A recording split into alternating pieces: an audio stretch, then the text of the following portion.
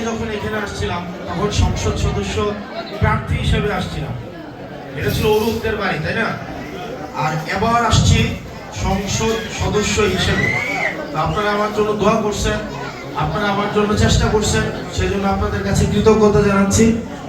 আর আজকের এই প্রোগ্রামে আমি প্রথম সংসদ সদস্য হিসেবে হিন্দু ধর্মাবলম্বী আমার ভাই বোনরা যারা আছেন তাদের কোনো প্রোগ্রামে আজকে প্রথম আমি এই প্রোগ্রামে আসছি। এবং এই প্রোগ্রামটা বিষয়টা এমন না যে আমি আজকে প্রথম দেখলাম বা এরকম কিছু। আমার বাসা ছিল শান্তি রোডের একদম মোড়ে। এখন যে একটা শান্তি রোডের মোড়ে একটা 6তলা বিল্ডিং হয়েছে না, একটা ইটালি হাউস, এই জায়গাটা আমাদের হচ্ছে বাসা ছিল।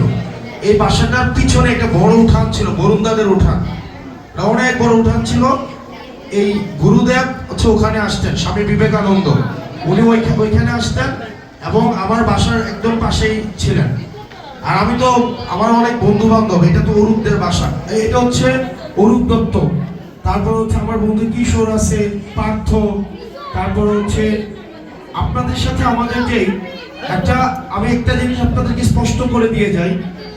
আমাদের ধর্মীয় বিশ্বাস, হয়তো আমাদের ধর্মীয় বিশ্বাস স্পষ্টতই আলাদা, কিন্তু আমাদের সামাজিক সম্প্রীতি, সাংস্কৃতিক সম্প্রীতি, অর্থনৈতিক সম্প্রীতি এগুলো কিন্তু আমাদের অভিন্ন থাকবে। আপনাদেরকে আমি খবর পেয়েছি বিভিন্নভাবে বলা, ভয়ভীতি দেখানোর চেষ্টা করা হয়। আপনাদের ধর্মীয় উৎসব বা সাংস্কৃতিক উৎসব এই বিষয়গুলো যেন আড়ম্বর করা না হয়, সেজন্য আপনাদেরকে ভয়ভীতি দেখানো হয়। আমি আপনাদের দায়িত্ব নিচ্ছি, আগামী 5 বছর যেহেতু আল্লাহ আমাকে দায়িত্ব দিয়েছে, আপনাদের আগামী 5 বছরের নিরাপত্তা নিশ্চিত করার দায়িত্ব হচ্ছে আমার। সুতরাং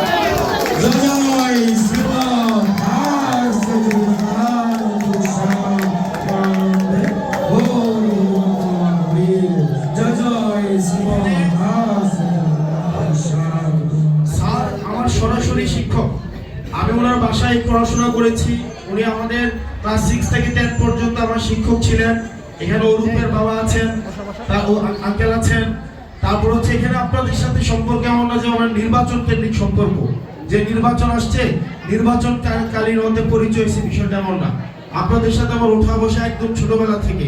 সেই জায়গা থেকে আমি একটা জিনিস নিশ্চিত করছি, ধর্মীয় বিশ্বাস ভিন্ন থাকা সত্ত্বেও সাংস্কৃতিকভাবে, অর্থনৈতিকভাবে, সামাজিকভাবে আমাদের যে মেলবন্ধন আছে সেটা অটুট থাকবে। এবং এটা হচ্ছে 21তম বছরের পর্ব। আপনাদের 21তম বছরের মতো এই প্রোগ্রাম হচ্ছে 22তম বছর। আমি প্রত্যাশা করব আরো আড়ম্বরের সাথে যেন আপনারা পালন করতে পারেন। সেজন্য যে ব্যবস্থা নেওয়া প্রয়োজন, প্রশাসনিক যে ধরনের সহায়তার প্রয়োজন, অর্থনৈতিক জায়গা থেকে যে ধরনের সহায়তার প্রয়োজন, স্যার এখানে আছেন, এখানে জনিদা আছেন, আমি আমার জায়গা থেকে আমার সামর্থ্যের সর্বোচ্চটা দিয়ে আপনাদেরকে সহায়তা করব। এবং আমি আপনাদেরকে নিশ্চিত করতে চাই যে ভুল ধারণাগুলো হয়তো আমাদের সম্পর্কে আছে, এই ভুল ধারণার একটা হচ্ছে বাস্তবসম্মত না। যে এক ধরনের আপনাদেরকে এবার নির্বাচনের আগেও আপনাদেরকে ভয়ভীতি দেখানো হয়েছে, এগুলো এবার নির্বাচনের আগের দিনরাতেও ভয়ভীতি দেখানো হয়েছে।